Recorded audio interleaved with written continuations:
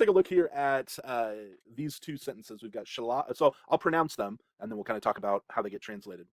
So first, we've obviously got shalach eight hasus. So this word is pronounced eight here with the sere, but a lot of times this will get, we call this a makef. The makef, you can kind of think of it like a Hebrew hyphen.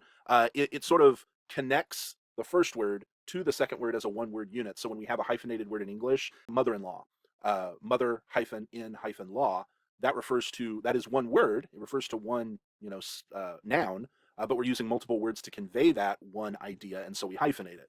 When you get the eight particle here, it can either be independent, which means it stands on its own, it's not connected to the direct object, or it can be dependent.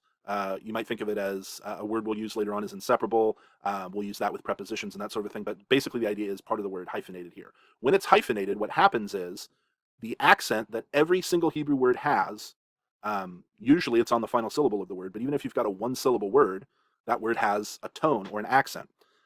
When you attach this word to the direct object, all of a sudden, it is now giving up its accent because it's part of this whole word unit.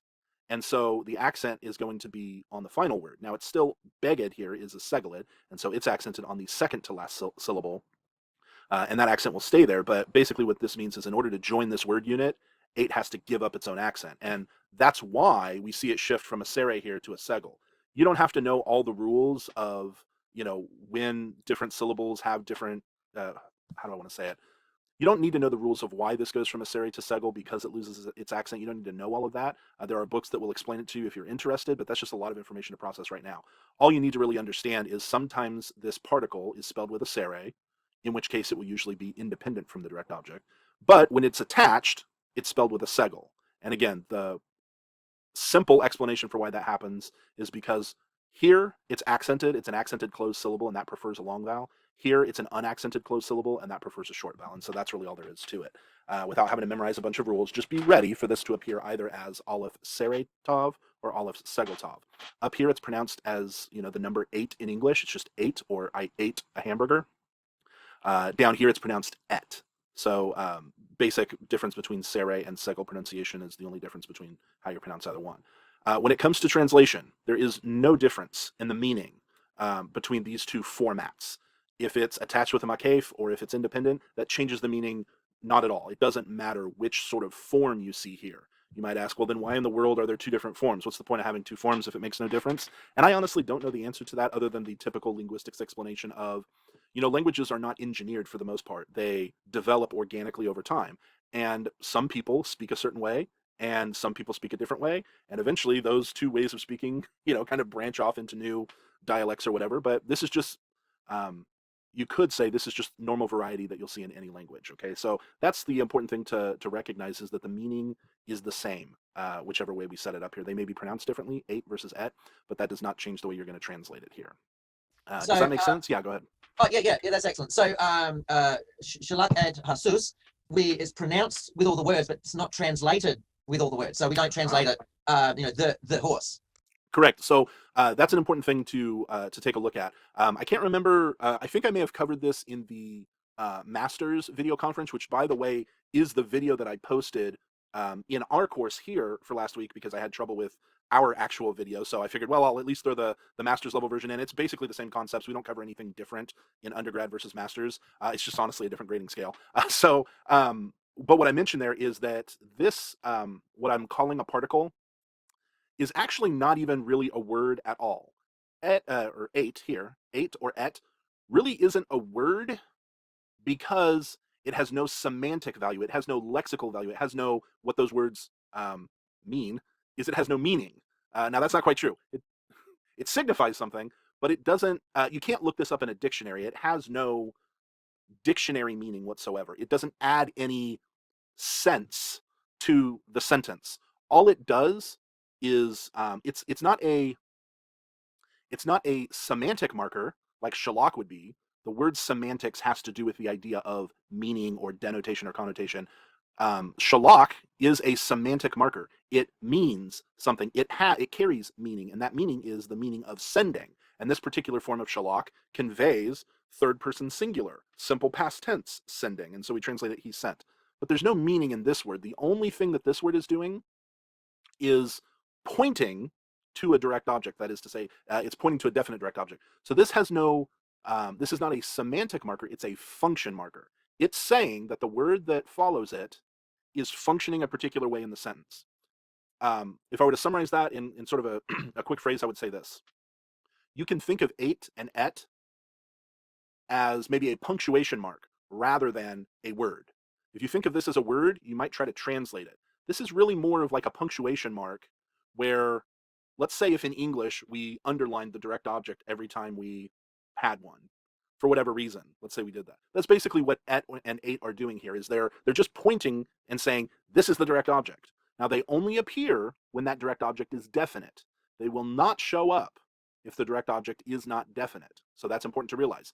You may have a direct object and you may not have ate or et in the sentence. That will happen if your direct object is indefinite without the article.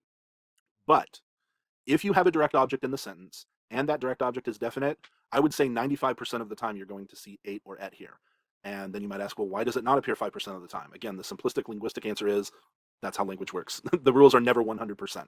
So again, what you need to kind of get in your head here with this word is that ate and et aren't really words. They don't have any meaning. Their only purpose here is to point to the definite direct object. So you don't translate them at all. That's why you wouldn't translate this as he sent the horse, because ate doesn't mean the. It doesn't mean anything.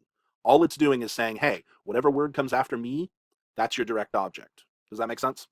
I would explain this section very differently. I get what he's doing here and it's important, but I think it comes off as rather confusing.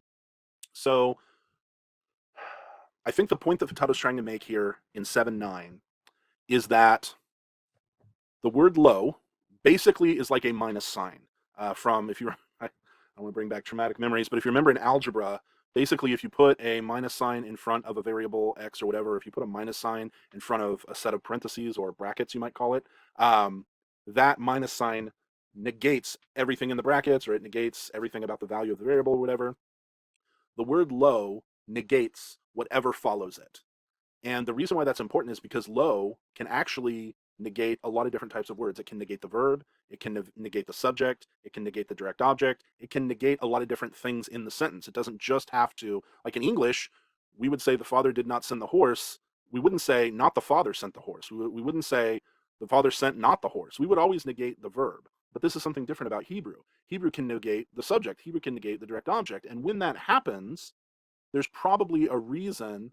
Yeah, no problem. I'm glad that I guessed right, but a lot of students get confused here, so it makes sense that I'm glad that you mentioned this, because what comes on? Okay, yeah. And I don't like that he introduces this with word order too, because I don't want you to think that word order always determines emphasis necessarily. It's a little bit more complicated than that. Anyways, let me get back to low here. When you have low negating a word, you can think of it as emphasis, I guess, if that's an easy category to put it in, but it's not like putting low in front of the verb is emphasizing the verb. That's not what low here really means. What it means is what we're negating is the action of the verb. So here's how I would explain this sentence. This sentence means that the father did not send the horse, but it might imply that he did do something with the horse. It's just sending was not the thing that he did. And so if you were to see this sentence, lo shalach ha'av et hasus, this is actually pretty conventional word order where you get the verb first. Now, obviously you have a negative particle first, but that's always going to go in front of the word it's negating. So this is still normal word order. Normal word order in Hebrew, you usually see the verb first, then the subject, and then anything else like the direct object. So there's nothing really, the term we would use here is, this is an unmarked sentence. There's nothing marked. There's nothing unusual about the word order here. It's what you would expect, verb, subject, then object. And so this could simply mean that the father didn't send a horse. But when you have a more marked word order, like your subject is not where you expect it to be. You expect usually the subject to follow the verb. And here we've pulled the subject ahead of the verb. Or especially down here where we've pulled the direct object ahead of both the verb and the subject. This is marked word order. This is not unusual, but maybe unexpected. It's not the ordinary way that we would put it together. That's going to indicate to you that we're not simply saying that the father didn't send the horse. We're specifically saying that the father didn't send the horse, as if to imply the father sent something else. Now, he's just using the word garment here as a stand-in, but it's important for you to realize that when you translate a sentence like this, all of this stuff that he's got in parentheses, this is just to help you understand the concept. This stuff is not in the sentence. So if you're like, where in the world do these words come from? They're not here. He's just trying to explain to you why someone might negate the subject, because it wasn't the father who sent the horse. So we would still translate these sentences all the same. They would all still be translated, properly translated, even though they're in different word orders. The proper translation for all of these would be the father did not send the horse. But the implication of the word order is different for each of them. And this is one great example of where being able to read the Hebrew will give you something that reading the English won't give you. You will not see the difference between these three sentences in English translation. The only way you're going to see the difference here is by being able to look at the Hebrew. They should all be translated the same way. The father did not send the horse. But the word order in number 2 implies that someone did send the horse, it just wasn't the father. Now, because the word mother does not appear in this sentence, we don't know who sent the horse. We don't know. He's just offering mother as a possibility. But the point here is that the father was not the one who sent the horse. That is a possible translation. The father was not the one who sent the horse, but it's a very interpretive translation, and it's kind of a convoluted translation as well. And it really means the same thing as the father didn't send the horse. The father was not the one who sent the horse. That means the father did not send the horse.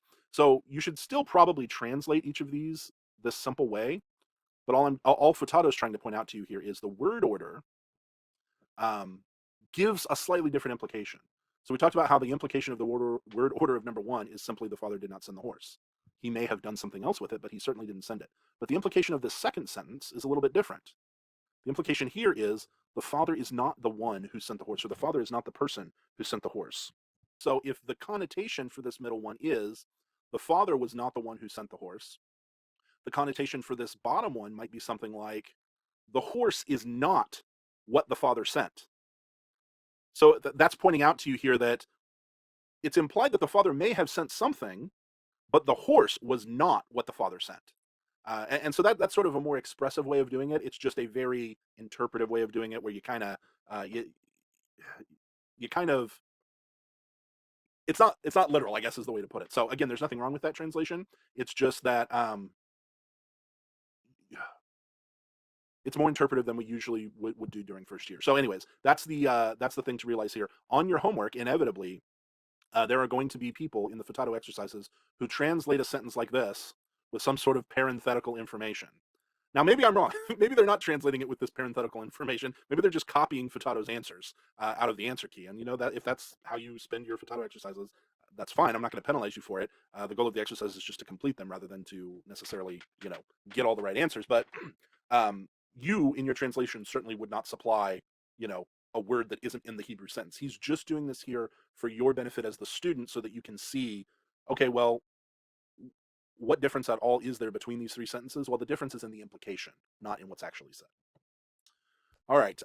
Anything else? I'm glad that's helpful, but I also want to make sure that I have a tendency to over-explain sometimes, and that can lead to more confusion. So is there anything that I made more confusing by that explanation? No, that was great. It stumped me at first with Futato's parenthesis things. I think that's an awful thing. It made it confusing because it made it look like there was a specific thing that it wasn't, and it's not there. I was just going to say I found it really helpful when I'm trying to. I just read it out loud and I put a crazy emphasis on with the negative thing, like lo shalak. Yeah, that's how you would read it in Hebrew.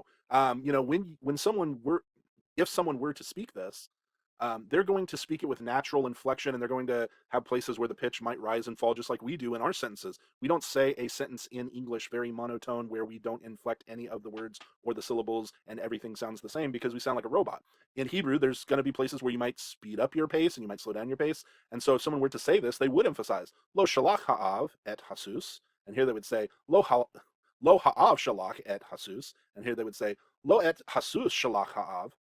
And so it is going to be different each time. And again, I hesitate to use the word emphasis here because that doesn't explain everything that's going on. It's a good catch-all because it covers a lot of the sort of variation in word order, but emphasis isn't the only time you might vary word order. So that's the only distinction I would make there. All right. That's a challenge. That's a challenge for an Australian because every sentence ends with an upward inflection. It sounds like we're asking a question. Yeah, yeah, they do that in California a lot too. So it's just kind of a different way of speaking, but that's kind of the interesting thing about having a bunch of different people. When you do a language course online, I talked about this in maybe the first 2 lessons where you have all these different pronunciations. You learn really quickly that, oh, I guess we can't talk about sounds the same way because we all use sounds differently. So it's always fascinating to see those differences come up. All right, anything else before we jump into last week's exercises? So anyways, just looking through, the first thing you want to do when you parse a verb is try to figure, okay, so a verb will generally have 2 components. It will have what we refer to as the root, and then it will have various affixes. So an affix is the broader category into which we would put suffixes, which come on the end, and prefixes, which come at the beginning. And also, we'll learn much later on that some words have what we call infixes, which is not a prefix or a suffix. It's something that gets inserted into the middle of a root. And so the first thing we want to ask when we come to a Hebrew verb is, what are my affixes, which means what are my prefixes or suffixes or infixes, so that I can find out what is my root. You might commonly hear that the first question to ask is, what is the root? But you can't really figure out what the root is until you identify your prefixes and suffixes. So my first question when I come to a Hebrew verb is, what are my prefixes and suffixes? And when I look at number 1, I don't see any. I see the root. And I know that because I've memorized shalach as the Qal Perfect 3ms form of the root shen, lamed, chet. All right. So maybe a better way to start here is, so looking at shalach, we know, first of all, we know we're going to be in the Qal Perfect because that's all we've learned so far. But obviously, shalach is the Qal Perfect 3ms form of this root. So we know that it's Qal Perfect 3ms, and the root is shen, lamed, chet. So looking at number 2 here, I can ask the question. Now, I say the first question is, what are my prefixes? What are my suffixes? But at an elementary level, I might start with a different question. I might start out this way. How many letters does a Hebrew verbal root have? And that is almost always the answer to that is almost always going to be 3. We will talk about some verbs at the very end of next semester that technically have 3 letters. We often think of them as having 2 because one of the letters is a vowel letter. But hey, a vowel letter is a letter. And so the answer to the question, how many letters is a Hebrew verbal root supposed to have? That answer is going to be 3. How many letters do I have here? I have 3. Oh, great. Well, then maybe this is the root. And sure enough, it is. We go to number 2. How many letters is a Hebrew verbal root supposed to have? It's supposed to have 3. How many do I have? I have 4. Okay, well, I must have something extra then. Now, at this point, since we're only learning the Qal Perfect right now, the answer to what is my extra letter is going to be pretty easy. It's going to be a suffix. Right? A suffix is going to give me my extra letters. So what's my suffix and what's my prefix? Well, let's just start, or not prefix, sorry, what's my suffix and what's my root? Let's just start from the end, okay? Because if I've got a suffix, it's going to be on the end. So when do I have hey as a suffix in the Qal Perfect? It's pretty easy. That's the 3fs form of the Qal Perfect. I get a comets hey ending, and sure enough, that's what I have here. So if I take that off, I'm left with my root. My root is lamed, kof, chet. So I've just answered everything I need to know, everything I need to parse about this word. I've answered the root, lamed, kof, chet. And you don't need to put vowels in when you put the root here. You can just put the letters, the consonant letters. But I've answered the question of my root, and I've also answered what particular form has a comets hey suffix. That's going to be the Qal Perfect 3fs. Boom, I'm done. I go to the next one, and I ask myself, how many letters does a Hebrew verbal root have? It's supposed to be 3. How many do I have? I have 4. So something's extra. Is that extra at the beginning, or is that extra at the end? Well, in the Qal Perfect, it's always going to be at the end. All right, so what is my suffix so that I can take it off in order to get back to my root? Well, let's start at the end. What do I have at the end? I have a tav. Okay, so what verb forms have a tav suffix? Well, there's actually 2 so far. There's actually 2. The Qal Perfect 2ms has a tav kamets ending, and the Qal Perfect 2fs has a tav shava ending, and the Qal Perfect 1cs has a tav hirik yod ending. Well, which one of those 3 do I have here? I have the tav kamets. I don't have tav shava. I don't have tav hirik yod. I have tav kamets. And so I know that this is a Qal Perfect 2ms form. If I take that tav off, what am I left with? Hey, lamed, kof. That's my root. It's a root that I recognize. It's a root that I've learned. It means halach. So the root means halach. It is halach. The root means walk or to walk or something like that. And in this particular inflected form, it means you, masculine singular, walked. Right? You obviously don't have to translate these, but that's more information about the verb. So pretty straightforward there. What about number 4? Okay, again, I'm going to start with the question, how many... Oh, yeah, Grant, go ahead. I didn't want to interrupt, but I realize you can't see me on a wave. Yeah, please do. Going back to 2, so lakha, on the kof, it's kof, how do you pronounce it? It's got a shurek. Is it a shurek? Wait a sec. The 2 dots. Yeah, shabah.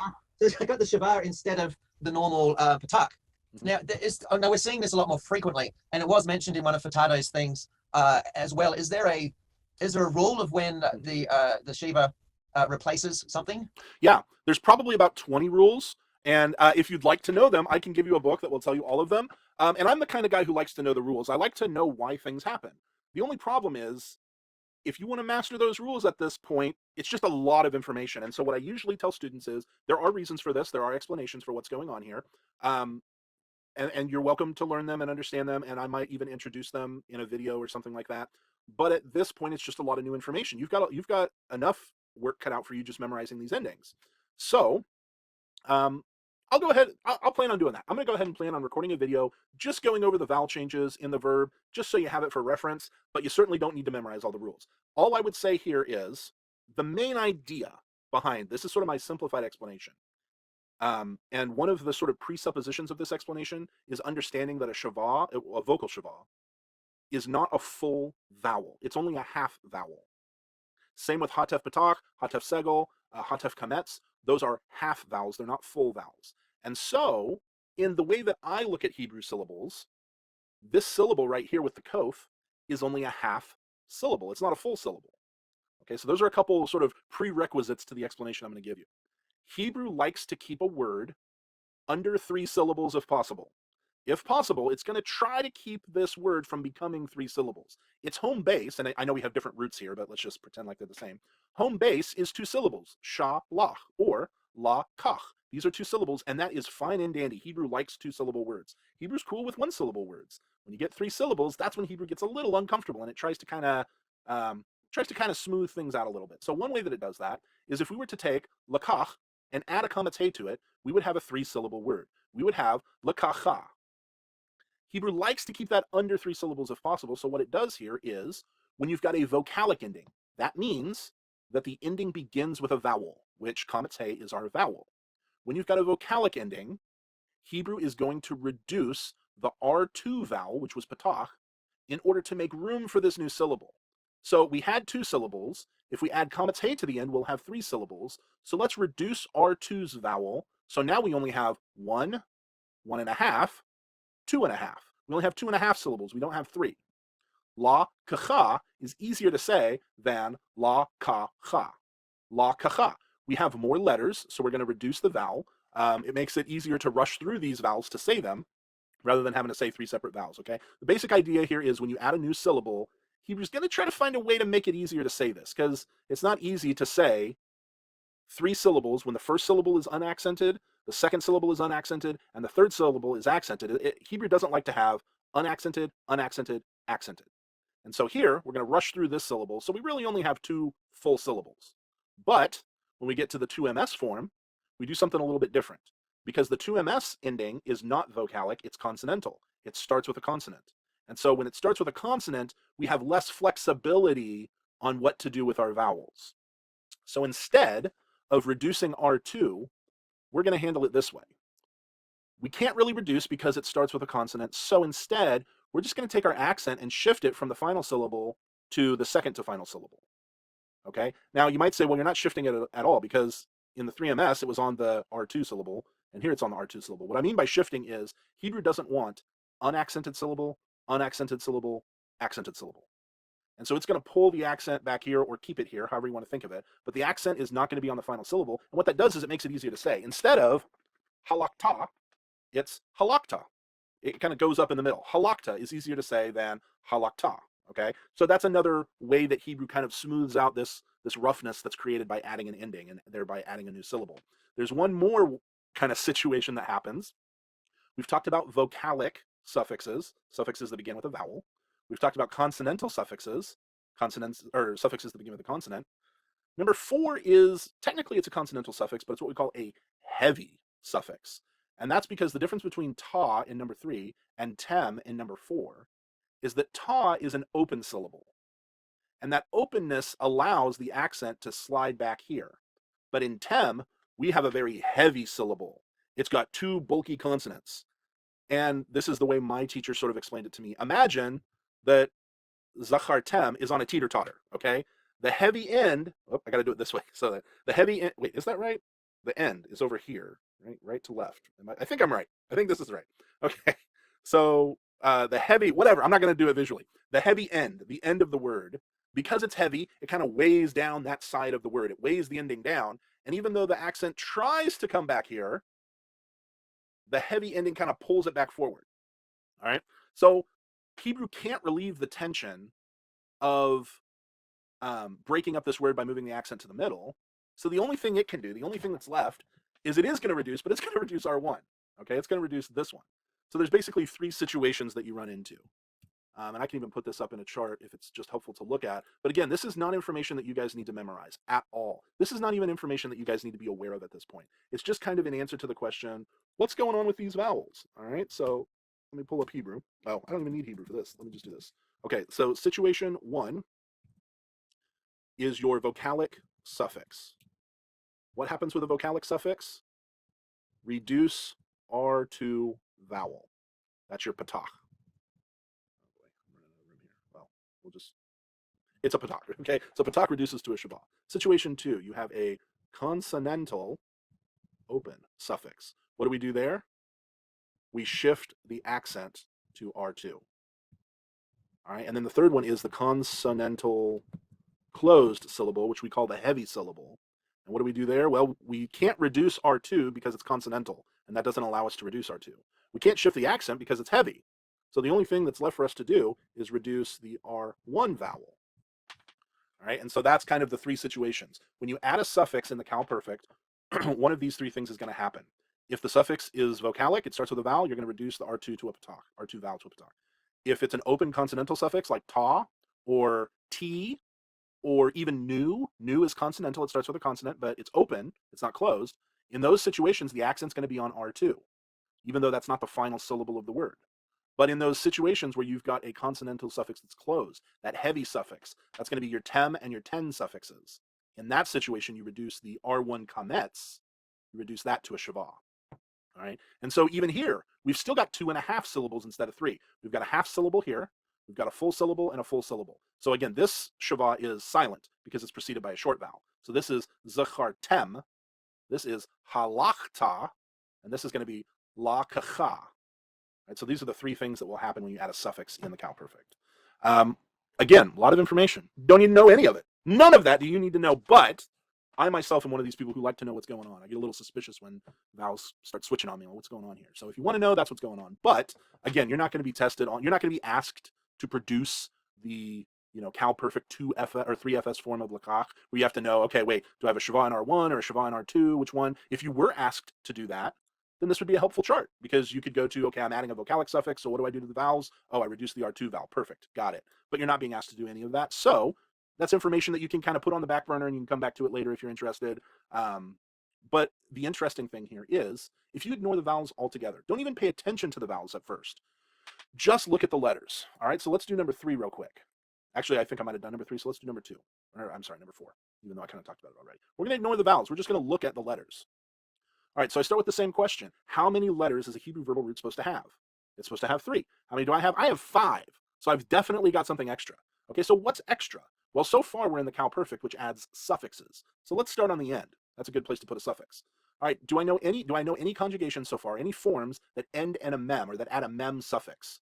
Well, from what we've learned, nothing adds a mem suffix, but we know of a conjugation that adds a tav segel mem suffix. Well, if I've got a tav and a mem here, this must be my Qal Perfect 2MP form. I just take that suffix off, and I'm left with my root, which is Zayin, Kaf, Resh. I put that here. I already know it's Qal Perfect 2MP. I didn't have to look at the vowels at all. The only time you're going to need to look at the vowels, the only time you're going to need to look at the vowels in the Qal Perfect is up here when you've got either a 2MS or a 2FS, because the distinction there is going to be whether the tav has a kametz or a shavah. Here it's kametz, so it's masculine. If it was shavah, it would be feminine. But that's basically the idea here. So I first ask myself, how many letters am I supposed to have? 3. How many do I have? 5. Okay, what's extra? What do I need to get rid of to get back to the root? And in finding out what I need to get rid of, I find the suffix that actually gives me all of this information. So that suffix tells me everything I need to know about the parsing, and then what I'm left with is my root. Right? And so we could continue to go through here in these parsings all the way down, but I've actually got a my master's video conference started 5 minutes ago. So let me wrap this up just by saying, does that sort of process of asking those questions make sense? And then on top of that, even though we can't go over this is pretty much just more parsing, except you're adding your translation in here, and then you've got more translations here. Are there any other questions that I can answer before we shut down?